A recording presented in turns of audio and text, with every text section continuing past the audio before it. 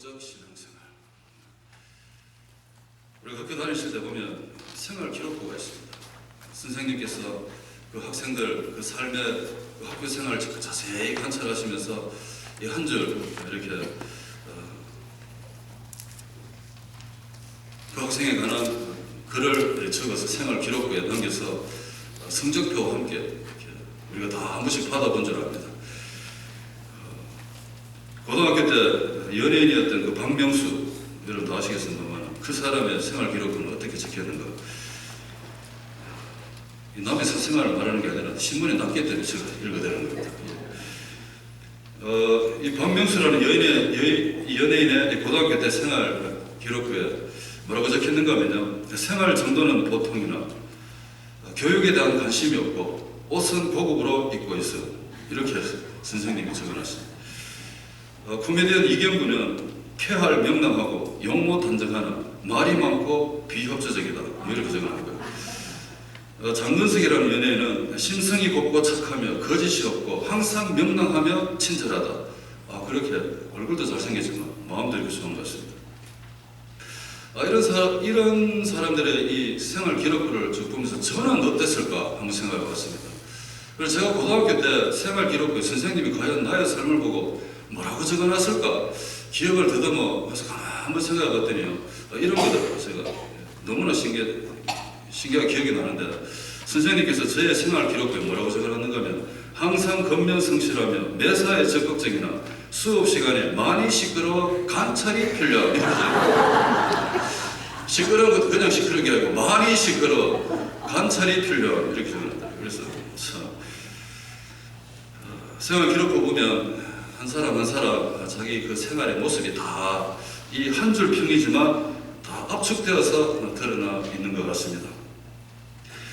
이런 생활 기록부에 보면서 제가 한 가지 생각한 게, 하나님께서 과연 오늘 우리의 이 신앙생활에 대한 생활 기록부를 적어서 보내주신다면 과연 어떻게 우리 신앙생활을 평가하고 계실까라는 것입니다. 우리 신앙생활의 이 생활 기록부에는 과연 무엇이 적혀 있을까? 여러분, 이 시간에 가만히 한번 생각해 보십시오. 하나님께서 나의 신앙생활의 모습을 보시면서 어떻게 한 줄 평으로 평가하고 계실까? 이렇게 한번 생각해 봤으면 좋겠습니다. 어떤 분은 아마 누구누구 성도는 성령의 충만함을 받아 모든 신앙생활에 적극적이고 연약한 교우들을 잘 살펴주고 늘 기쁘게 교회를 다니고 아름답게 헌신하며 땅끝까지 복음 전하라는 명령을 잘 수행하고 있음이라고 이렇게 적어줄 성도님도 계실 것 같습니다. 근데 가만 보니까 다 우리 교회 성도님 것 같습니다. 별로 안 기뻐하시는데. 그런데 반대로요, 누구누구 성도는 신앙생활에 매사 소극적이고 부정적이며 자신의 유익을 위해서만 살고 말씀대로 살고 있지 않아서 좀 더 관심이 필요함. 만약 이렇게 하나님께서 우리 신앙생활에 평가를 내리신다면 여러분, 이거 진짜 피해야 되는 거죠. 이런 일은 없겠습니다만, 그런데 하나님께서 보실 때 어떻게 진짜 내 자신을, 나의 신앙생활을 평가하고 계실까 가만히 한번 생각을 해보는 것입니다. 여러분, 하나님께서는요, 우리들에게 좀 더 적극적인 것을 원하고 계십니다. 적극적 신앙생활을 좀 하라고 하나님 오늘도 우리를 이 자리에 부르시고 하나님 요구하고 계십니다. 적극성이라는 게 뭔가 하면 자신 있게 솔직하게 직접적인 방법으로 내 자신을 표현해내는 것입니다. 그게 적극성입니다. 우리가 정말 이 신앙생활을 좀 더 적극적으로 한다면 과연 우리의 삶에는 어떤 변화가 일어날까? 라는 질문을 같이 한번 해보는 것입니다. 우리 신앙생활에 매사에 적극적이다. 그럼 우리의 삶에 일어나는 일들은 과연 어떤 일이 있을까? 라는 것입니다. 기억하십시오. 복음은 적극적입니다. 신앙생활도 적극적입니다. 성령님의 사역도 적극적입니다. 성령님의 사람들은 적극적이고 도전적이고 진취적입니다. 절대 그냥 가만히 있지 않습니다. 성령으로 말미암아 새 삶을 맛본 사람들은 여러분 그냥 있지 않죠. 늘 적극적입니다. 성령이 임하시면 소극적인 사람도 적극적인 사람으로 바뀌어가는 것입니다. 뒷짐지고 있던 분들이 불 속으로 뛰어갑니다. 감망하던 분들이 두 팔을 걷어붙입니다. 길을 가다가 휴지를 보고 휴지를 보고 지나갔던 분들이 이제는 빗자루를 들게 됩니다. 성령이 임한 사람들의 모습입니다. 소극적이지 않습니다. 적극적으로 변해갑니다. 옛날 평안북도 정주라는 곳이 있는데 그곳에 무슨살이 하던 한 청년이 있었습니다. 이 청년이요 얼마나 적극적이고 성격이 매사에 성실건면한지 그 무슨살이 하면서 아침부터 일어나서 그 마당을 다 쓸고 주인이 하는 거 다 하고 난 뒤에 뭐 어디까지 하는가 하면 그 주인만이 요강까지 깨끗하게 씻어서 그 햇볕 많은 곳에 딱 말려놓더라는 것입니다. 그래서 그 주인이 봤을 때 이야 이 청년은 그냥 둬서는 안 된다. 그냥 둬서 얼마나 적극적이고 성실하고 건면한지. 그래서 이 청년은 어떻게 하는가 하면 숭실대학에 보내더라고요. 그래서 공부해가지고 나중에 이 학생을 다시 한번 그 고향으로 불러서 오산학교의 선생님으로 부릅니다. 그런데 이 청년이 누구냐? 우리나라 대한독립에 참으로 그 중심에서 민족 지도자로 일했던 조만식 선생님이죠. 여러분 다 아시는 거죠. 그래서 이 조만식 선생님이 학생들 이렇게 다 모아놓고 하시는 말씀이 학생들이요 정말 성공하고 싶습니까? 그러면 적극적으로 요강을 씻으시기 바랍니다. 이렇게 말씀합니다. 요강부터 씻으시라. 요강부터. 누가 요즘 요강 시켰습니까? 요강도 없지만 그만큼 여러분 크냐 작으냐 이게 문제가 아닙니다. 정말 작은 일에도 적극적이냐 아니냐 이거 원하는 거죠. 이거 보는 거죠.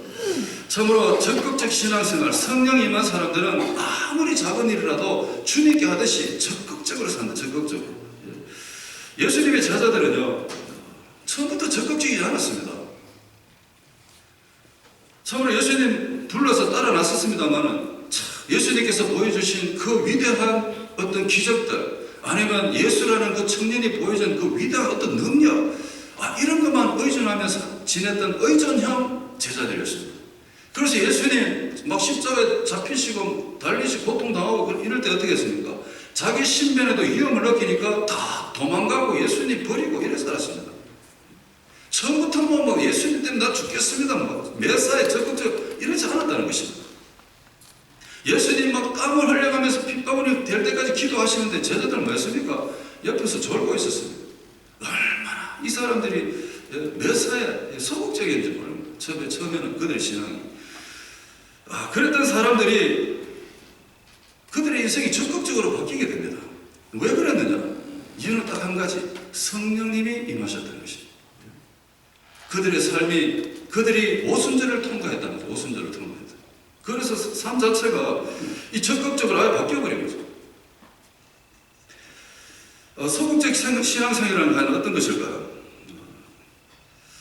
한국이 낳은 위대한 세계적인 신학자라고 불리는 김세윤 박사님이 인근에 있는 신학교 교수로 계십니다. 그분이 최근에 책을 하나 펴냈는데요. 그분이 그 책의 내용을 보니까 오늘날 현대 교회 안에 그 깊은 곳에 있는 그 문제들을 조목조목 꺼내신 거죠. 그래가지고 성도님들이 궁금해하는 그 질문들을 같이 대화하는 식으로 이 책을 냈거든요. 그 책의 내용의 핵심이 뭔가 봤더니 이거더라고요. 우리 성도님들이 교회 와서 성경 공부 열심히 합니다. 그리고 성경 암송도 열심히 합니다. 그리고 어떻게 사는가 하면 성경 퀴즈도 하고 기도도 나누고 기도도 하면서 이렇게 신앙생활을 하는데 그렇게 하는 이유가 뭐냐는 것입니다. 그렇게 하는 이유가 이 박사님이 강조하기를 성경 공부 잘하고 기도 잘하고 성경 퀴즈 잘하고 그거 열심히 해서 뭐 하기 위해서 열심히 하느냐는 것입니다. 교회 잘 섬기라고 아니면 헌금 더 잘 내게 하라고 그렇게 하느냐고 이렇게 반문하십니다. 성경 열심히 배우고 신앙생활 뭐 열심히 한다 하는 그 자체가 결국은 교회 성장의 한 방도로만 쓰이고 있다. 이렇게 이야기하시더라고요. 또한 누군가를 돕는 것조차도 결국은 나를 위한 것이지 결국은 나의 경건을 위해서 사용하는 것이지 그 이상 그 이하도 아니더라라는 것입니다. 그게 오늘날 이 현대교회 안에 보여지는 모습이라는 것입니다. 그것을 보고 이 교수님 뭐라고 이야기하시는가 하면 그런 모습을 보고요, 경건주의적 소극주의라고 표현을 하시더라고요. 경건주의적 소극주의. 이 표현 하나에 오늘날 교회의 모습에서 보여지는 한 단면이 그래 보여지는구나 라고 생각했습니다.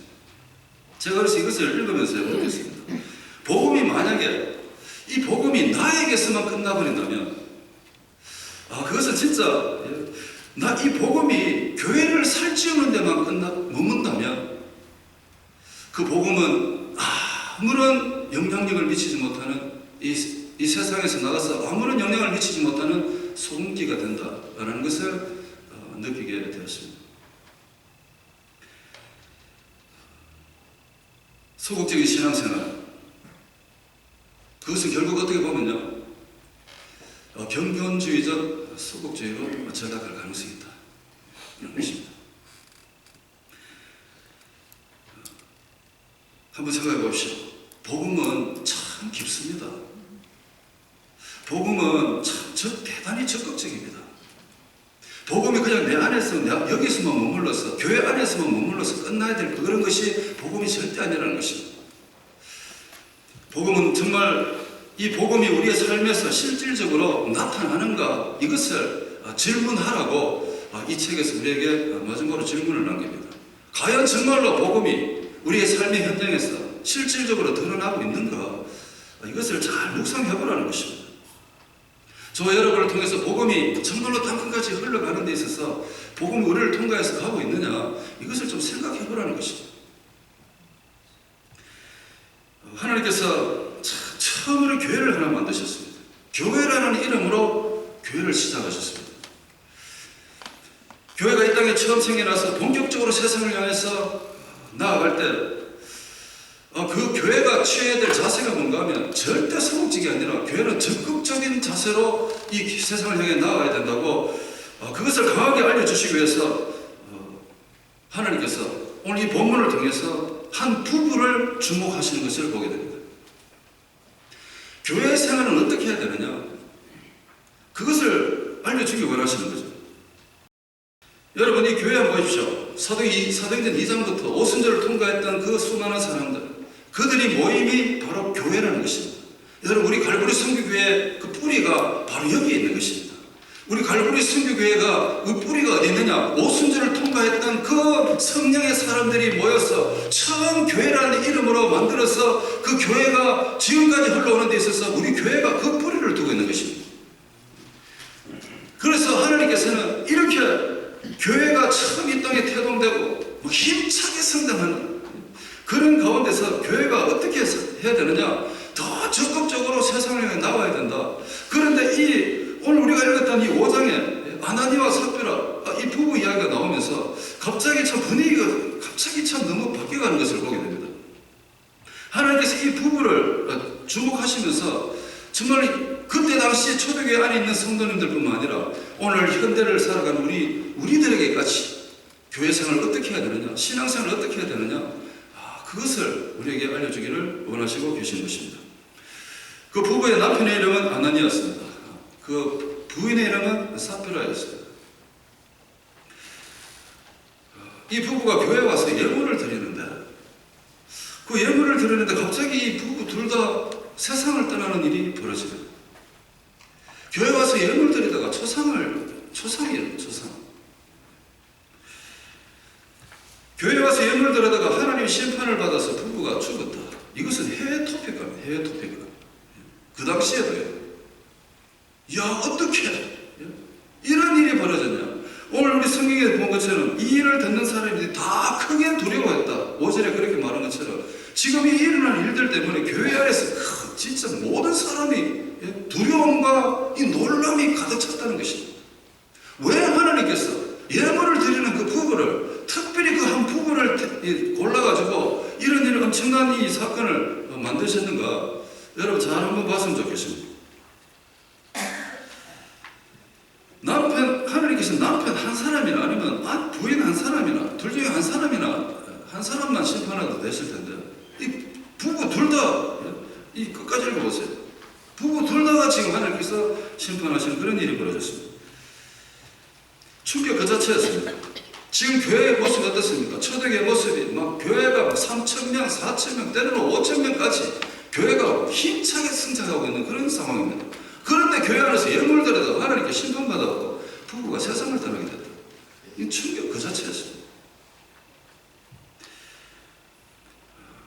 부흥의 길을 열심히 달리고 있는 그 교회에 하나님이 찬물을 끼얹어 버리신 것입니다. 지금 이 36절부터 보면 바나바라는 분이 나옵니다. 이 바나바라는 이 집사님이 사도들의 발 앞에 자기가 그 밭을 판 것을 그 값을 가지고 와서 사도들의 발 앞에 두면서 복음이 전파되는 것에 쓰기를 원했습니다. 그 값을 가져왔다. 값. 그 값이라는 것은 그 사람이 밭을 판 그 총액을 말하는 것입니다. 전체 100% 그걸 가져와서 하나님께 드린 것입니다. 자, 그런 분위기 속에서 아나니와 삽비라도 자기가 가진 땅을 매매를 했습니다. 그런데 이 부부가 드린 금액은 성경에서 말하기를 그 값에서 얼마를 감추매라고 이렇게 성경 말씀입니다. 2절에서. 그런데 그 금액을 얼마를 감췄는데 그 아내도 알더라 이렇게 말합니다. 그러니까 부부 둘 다 아는 거죠. 그 얼마를 가져다 사도들의 발 앞에 두니까 그때 성령님께서 베드로가 뭘 어떻게 알겠습니까? 그 금액이 집 100%인지 뭐 5%인지 어떻게 알겠습니까? 성령님께서 알게 하신 거잖아요. 베드로가 물어봅니다. 그 아나니아야 이것이 값의 전부냐? 이렇게 물어봤을 때 아나니아가 뭐라고 대답합니까? 예, 전부입니다. 이렇게 대답하십니다.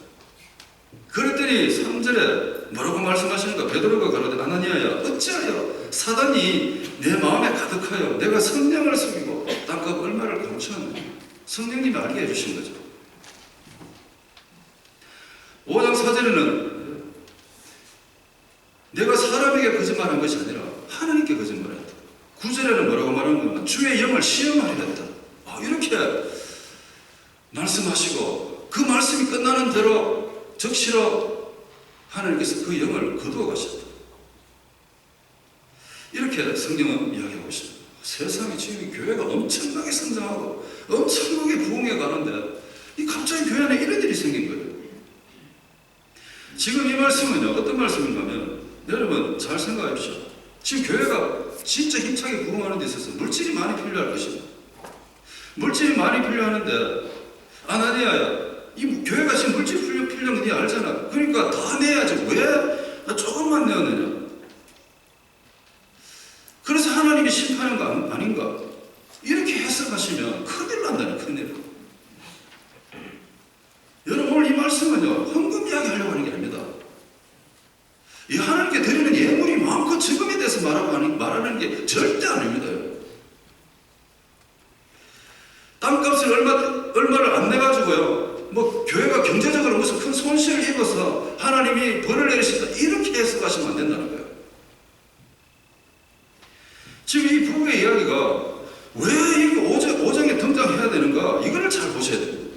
저 뭐 끝에 사도행전 제일 끝나고 난 뒤에 뭐 조금 붙여넣든지 뭐 예화로 뭐 좀 나눴든지 이렇게 하면 모르는데 지금 교회가 힘차게 성장하는 가장 그 중심에 지금 이 부부 이야기가 나와 있거든요.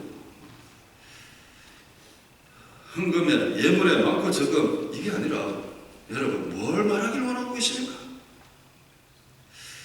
초대교회 부흥과 성장 가운데서 아나니아와 삽비라 이 부부 이야기가 왜 지금 여기에 나와야 됩니까? 그 이유가 뭐냐? 하나님 뭘 말하기를 원하시는가? 그것은요 첫 번째 이겁니다. 소극적인 신앙에서 교회가 좀 이겨라는 것입니다. 하나님 만드신 교회는 적극적으로 신앙생활을 해야 되는데 절대 소극적으로 해서는 안 된다. 이것을 말하고 싶어 하는 것입니다. 여러분 신앙생활이 소극적이면 무슨 일이 벌어지느냐? 자 한번 보십시오. 아나니아와 삽비라의 부부거든요. 이 부부가 땅을 팔았습니다. 저 바나바 집사님도 자기 땅 팔아서 다 드렸다는데 여보 우리도 좀 해야 되지 않나? 오케이 그럼 땅 팔아라. 자 팔았는데 우리 얼마 드릴까요? 다 드려야 되는데 아니야 뭐 조금만 내지 뭐. 그래서 이 부부가 합의를 본 거죠. 상당히 여러분 땅 팔아서 예물 드리는데 이게 얼마나 큰 양입니까? 남편이 그냥 몰라서 몰래 팔아서 그냥 들었다면 성경에 이 이야기도 나오지도 않았을 것이죠. 충분히 대화가 됐다는 거죠, 서로가. 그러니까 아내도 알더라 이 말 아닙니까? 충분히 이야기가 되었어요. 사전에 이야기가 다 됐는데 결국은요 얼마만 드린 거예요. 자, 이 모습이 과연 하나님 편에 봤을 때 어떤 모습으로 보여지느냐는 것입니다. 여러분 그렇게 하고도 자기는 다 했다고 생각합니다. 자, 이것이 결국은 어떤 일이 벌어졌냐? 성령을 속이는 것이라고, 하나님 앞에 뭐라고요? 하나님의 영을 시험하는 것이라고 이렇게까지 이야기하십니다. 지금 이 부부는 결국 어떻게 보면요, 이 부부가 했던 이 모습은 성령님과 하나님에 대한 이야기였습니다. 신앙생활 자체가 어떻습니까? 뭐 그렇게 감정으로 할 필요가 뭐 있어? 아니 교회 다니는데 그렇게 열정적으로 해야 될 이유가 뭐 있어? 대충 우리 그냥 조금만 해도 돼. 우리가 남들 하는 만큼만 대충 조금만 하면 돼. 여러분 이 교회가 처음 태동해가지고요 정말 앞으로 수많은 지역에 땅끝까지 교회가 세워져서 하나님의 그 구원의 방주 역할을 감당해야 될 그 교회가 정말 그 교회가 건물이 아니잖아요. 성도님이시잖아요. 예? 그 성도님들이 그들의 삶의 모습에서 보여지는 것이 정말 대충 하자. 그렇게 감정을 할 필요 없어. 그렇게 열정적으로 할 필요가 없어. 여러분 하나님께서 그것을 용납하지 않으시겠다고, 교회는 그런 것이 아니라고 이 부부를 아예 그냥 그 부부를 주목하시고 그 대표로 뽑아가지고 하나님께서 가르치시는 거예요. 하나님이 진짜 이 시대에 원하시는 교회가 뭐냐는 거죠. 하나님이 세우신 그 교회의 존재 목적이 뭐냐는 것입니다. 여러분 우리 갈고리 성경에 세워진 존재 목적이 뭐냐는 것입니다. 하나님께서 원하시고 꿈꾸시는 그 교회, 하나님이 태동시킨 그 교회의 존재 목적이 뭔가 하면 단순한 성장과 확장이 아니라는 것입니다. 하나님이 원하시고 꿈꾸시는 그 교회의 존재 목적이 뭔가 하면 거룩함입니다. 참으로 하나님이 원하시는 것은 성숙함입니다. 그냥 우리가 대충 하고 이런 것이 처음부터 교회 안에는 아예 발을 붙이지 못하게, 교회라는 것은 그런 것이 아니라는 거죠. 여러분 썩은 사과를, 맛있는 후지사과 게짜가 좋은 제 특상품 후지사과 박스 안에 썩은 사과를 하나 딱 넣어보십시오. 몇 날이 안 되어서 그 상자에 있는 사과 다 썩어버려요. 하나님께서 성령님을 속이기까지 하면서 교회가 성장해가는 것을 하나님 원치 않으신다는 것입니다. 여러분. 아니 그렇게 해가지고 교회가 성장해서 뭐 하겠냐는 것입니다. 만약에 하나님께서 이 사도행전 5장에서 이 아나니아와 삽비라 부부를 골라내지 않으셨다면 이 교회는요 충분히 성장했을 것입니다. 그런데 정말 이런 소극적인 이런 신앙생활하는 성도님들을 그냥 안에 놔뒀다가 이 교회는 어떻게 될 건가? 마치 브레이크가 없는 이 자동차처럼 열심히 달려가다가 언젠가는 어떻게 되겠습니까? 교회가 오늘까지 이렇게 왔겠습니까? 역사가들은 중세시대가 신앙의 암흑기다라고 이렇게 이야기했습니다. 옛날에 저 15세기, 16세기 이때가 아니면 뭐 그 이전이 정말 영적인 암흑시대다 이렇게 표현을 하지만 제가 생각했을 때는 지금이 21세기가 더 영적 암흑세계에서 그러고 있는 것입니다. 어떻게 보면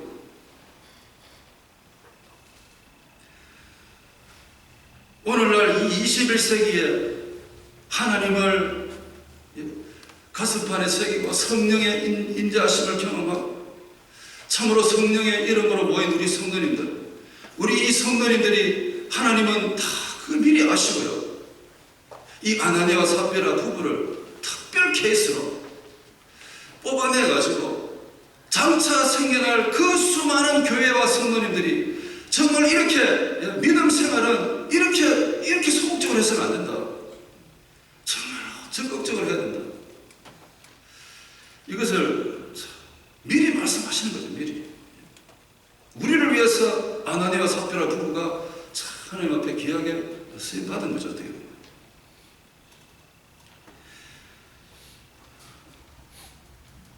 이 부부는 성령을 속이는 건지 아닌지, 하나님을 시험하는 건지 아닌지 이것조차도 몰랐죠.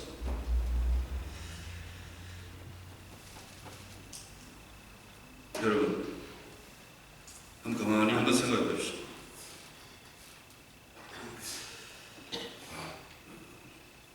초대교회 부흥과 성장 중심에 이렇게 그 성도님들이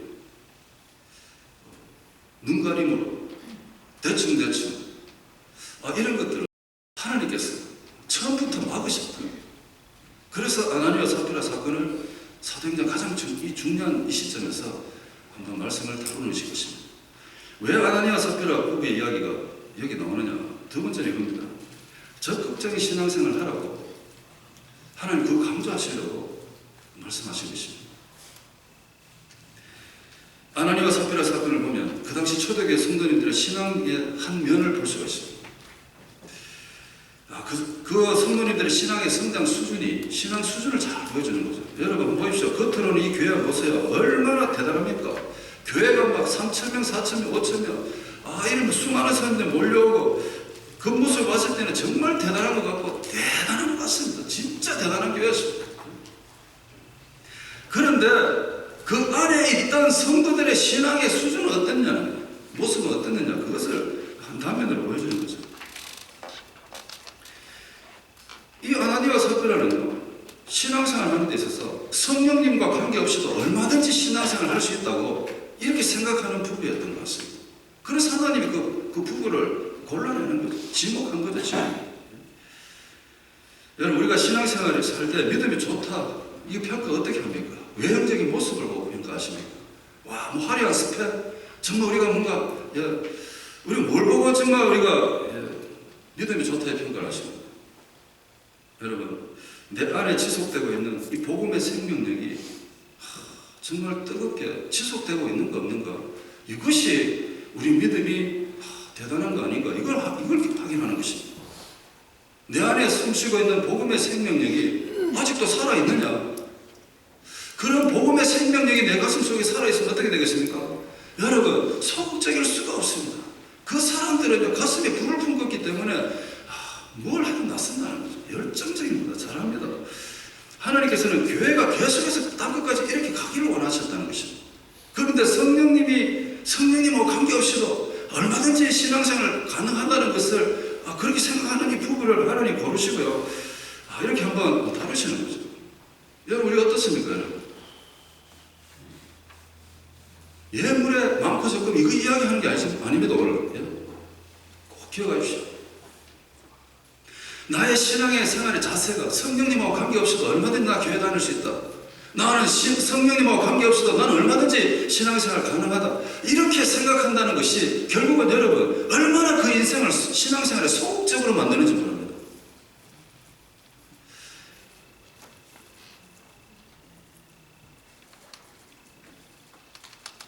우리가 이 말씀을 같이 한번 나누면서요.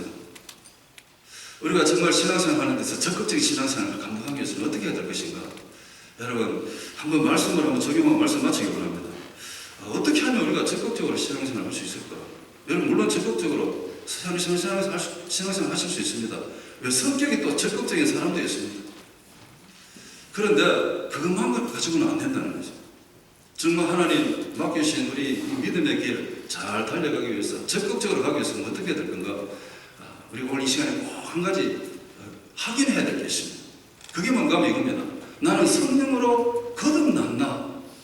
이거 확인하셔야 돼요. 나는 성령으로 다시 태어났나? 나의 옛 생각, 나의 옛 자아, 나의 옛 생각, 나의 옛날 모습, 죄악된 그 모든 생활, 이런 것들을 나는 예수님이 십자가에 다 못 박았고 다시 성령으로 나는 새롭게 거듭났다, 본 어게인 했다. 여러분, 이것이 우리가 확인이 되어져요. 다시 태어났다면 어떻게 될까요? 성령으로 거듭났으면 어떻게 될까요? 절대 여러분 소극적일 수가 없죠. 정말 불 속이라도 뛰어들어가는 거죠. 주님이 시키는 대로 열심히 뛰어가는 거죠. 그래서 성령으로 거듭났는가 안 났는가 이것을 우리가 이 시간에 잘 한번 보시기 바랍니다. 물론 여러분 정말 예수 그리스도를 믿음으로 고백하는 분들은 다 성령으로 거듭난 줄 저는 믿습니다. 그렇지만 강력하신 성령의 그 세례, 그리고 이번에 부흥을 통해서 다 배웠습니다. 성령 세례의 그 열매를 보면 안 되겠습니다. 성령 세례를 받은 사람의 열매. 여러분, 성령의 기름 부음을 받은 분들은요, 그냥 가만히 있을 수가 없습니다.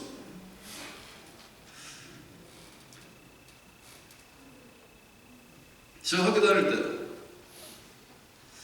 그냥 정말 소극적인 자세로 경건주의적 소극주의, 교회 가서 성경 공부 열심히 하고요. 정말 열심히 여자 교사도 도와주고, 다 이것이 누구를 위한 것이었는데, 교육받들이 나를 위한 것이었다. 나를 위한. 그런데 성령님이 내 마음에 임하시고 나의 모든 자아를 십자가 못 박고 난 때부터 나의 인생의 관점이 어디로 바뀌느냐? 내가 아니라 옆으로 이웃으로, 세상으로 나아가는 것을 저는 경험했습니다.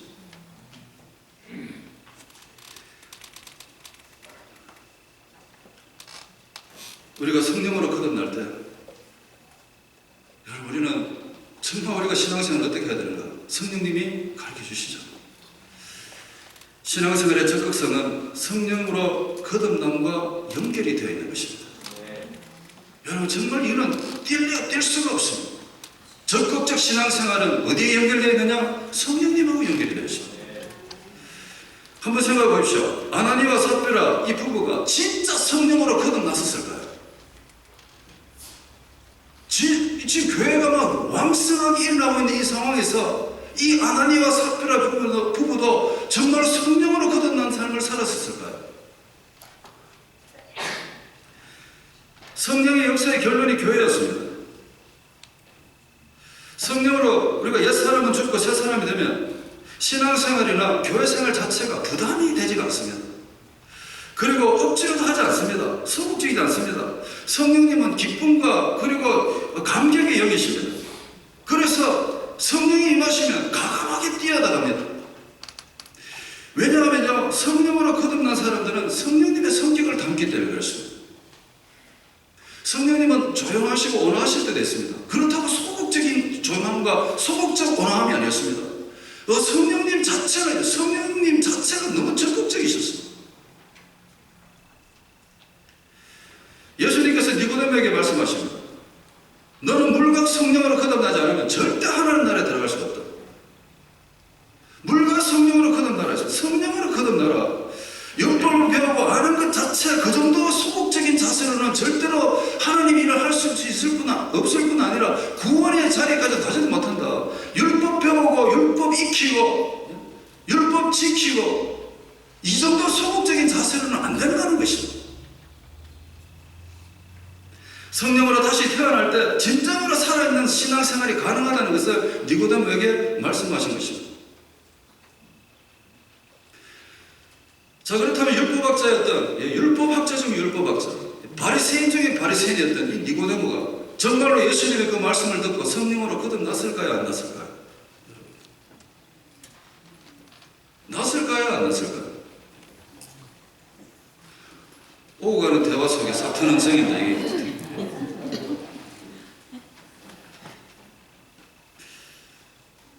밤에 몰래 예수님 찾아가지고, 예수님, 저 어떻게 하면 구원 얻죠? 성령으로 거듭나야 된다. 이 말을 들은 이 니고데모가요, 이 성경에서 요한복음에 두 번 딱 이 사람이 등장합니다. 자, 이 시간이 좀 지났습니다. 지금 이 예수님께서 사역에 막바지에 때 바리새인들 잡혀가지고 많은 공격을 당할 때가 있었어요. 그때 드디어 이 니고데모가 등장합니다. 요한복음 7장 50절에 뭐라고? 니고데모가 바리새인들이 막 예수님을 질타하고 막 죄 없으신 분을 막 신문하고 이럴 때 니고데모가 뭐라고 말하는가 한번 들어보십시오. 요한복음 7장 50절에 우리가 하나님께로 받은 율법은 율법학자잖아요. 그 사람 말도 들어보지 않고 그 사람을 정죄하는 것이 진짜 우리가 하나님께로 받은 율법이냐? 이래 물어보는 것입니다. 다시 말해서 예수라는 분이 지금 말하고 있는 것을 한번 들어보지도 않고 그 사람이 죄 있다고 정죄하는 것이 진짜 우리가 받은 율법이냐? 이렇게 이 예수님을 뭐랍니까? 변호해주는 자리에 서게 됩니다.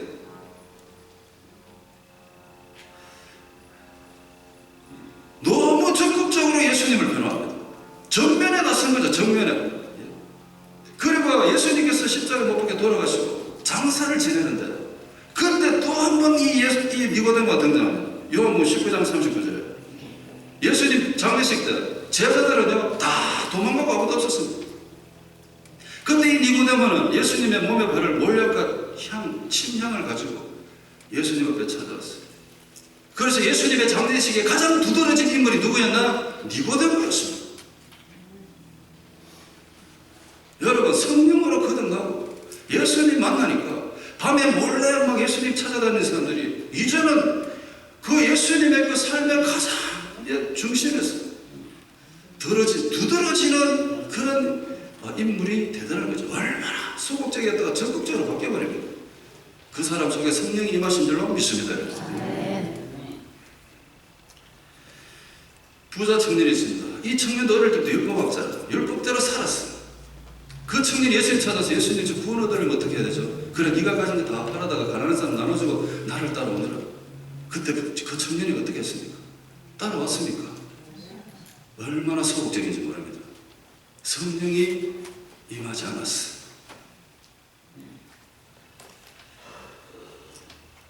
하나님께서는요, 복음이 이렇게 힘차게 전해져 가는 가운데서 첫 번째로 이 아나니아와 삽비라 부부를 골라내셔가지고 소극적인 자세로 살면 안 된다, 신앙생활 그렇게 하면 안 된다, 이것을 한번 교훈시키면 안 돼, 또 한 부부를 등장시킵니다. 이 부부는 그런데 너무 적극적이에요. 그 이름이 브리스길라와 아굴라였습니다. 브리스길라와 아굴라, 남자 이름이 아굴라고 브리스길라가 여성 부인 이름입니다. 이 부부의 고백을 들어보십시오. 복음이 전해지는 것이라면 우리 목숨이라도 내어놓겠습니다. 이렇게 얼마나 적극적입니까? 성령에 충만한, 성령에 사로잡힌, 가슴에 복음이 숨쉬고 복음이 역동적으로 활동하고 있는 그 부부의 가슴 속에서 우러나오는 말씀은 그 적극적인 모습이었다는 것입니다. 여러분, 말씀을 마칩니다. 소극적 신앙생활은 우리의 영을 병들게 합니다.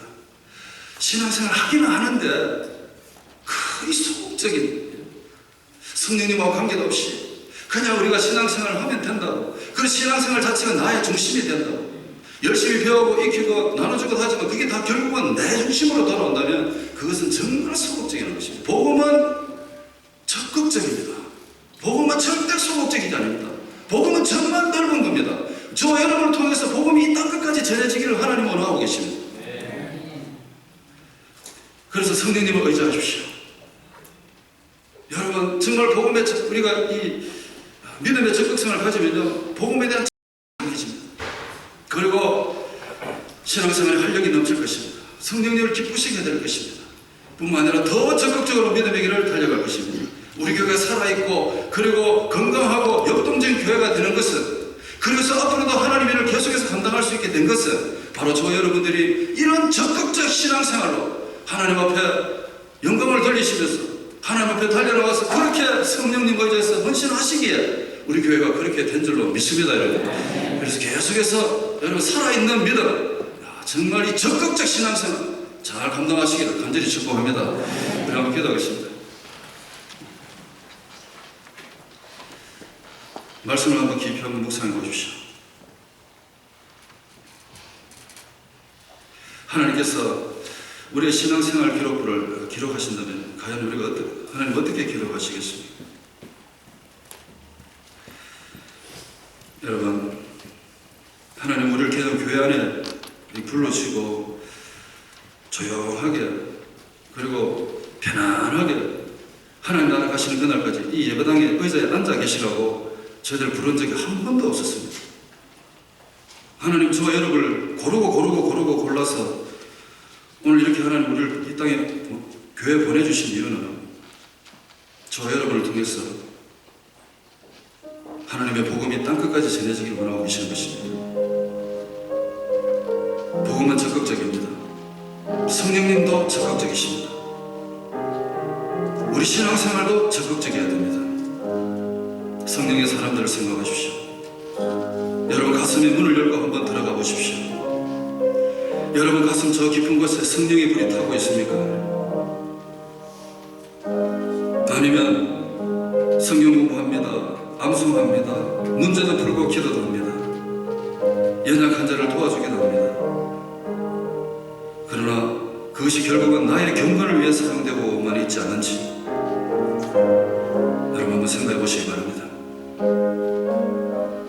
이 시간 우리가 말씀을 삼으면서 기도하실 때 하나님, 저 경건주의적 소극주의에서 벗어나게 해주세요. 성령님을 마음에 모셔드리고 남은 인생, 이 한 번밖에 없는 인생, 하나님 나라 영광을 위해서 이 한 번 적극적으로 한번 섬기기를 원하오니 하나님, 저를 통해서 하나님 나라가 더 확장되어지고 하나님 더 큰 영광 받아 주옵소서. 여러분의 정을 가지고 여러분 같이 한번 말씀을 가지고 한번 결심했으면 좋겠습니다. 같이 함께 기도하겠습니다. 살아계신 하나님 아버지, 은혜를 감사합니다. 성령에 이끌어 주시는 삶은 하나님 소극적 신앙생활이 아니라 적극적 신앙생활이라는 것을 하나님 도와주십니다. 하나님 아버지 도와주세요. 하나님 아버지,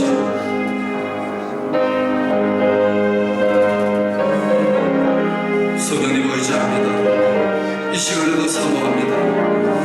성령 하나님, 이 시간에도 마음의 문을 열어주시고 우리에게 임하여 주셨소.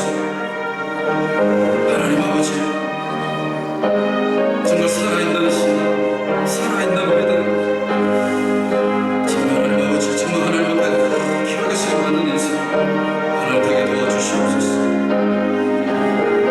하나님 아버지, 적극적 신앙생활 더 열정을 내어서 하나님 아버지 남은 인생 하나님 앞에 더 크게 하겠습니다. 하나님 도와주시옵소서. 절대로 가만히 있다가 천국까지 말게 도와주옵소서. 아무것도 안 하고 천국까지 말게 도와주옵소서. 하나님, 정말 몸살이다가 천국까지 말게 도와주옵소서. 한 번밖에 없는 인생, 정말 인생의 마지막 남은 힘까지, 마지막 남은 호흡까지 하나님 앞에 다 사용하고 하나님 앞에 갈 수 있도록 도와주시옵소서. 하나님, 불쌍히 여겨주옵소서. 복음은 적극적이고 복음은 땅끝까지 가야 되고 복음은 하나님 멈추지 않아야 되고 우리를 통해서 그 일을 감당하기 원하시는 하나님, 저희들을 사용하여 주시옵소서. 하나님 아버지, 고맙고 감사합니다. 오늘도 성령님이 이끄시는 삶의 모습 중에서 보여지는 그 모습은 정말 적극적인 신앙생활이라는 것을 하나님 배웠습니다. 하나님 아버지, 우리들을 통해서 정말로 하나님 복음이 땅끝까지 전해지고 그곳에 적극적으로 쓰임받기 위해서 우리를 부르신 줄로 믿습니다. 귀하게 들어 쓰임받는 남은 인생 되게 도와주옵소서. 한 분도 소극적으로 그냥 자리에 앉았다가 하나님 나라에 가지 않도록 우리 다 사용하여 주시옵소서. 예수님의 이름으로 기도합니다. 아멘.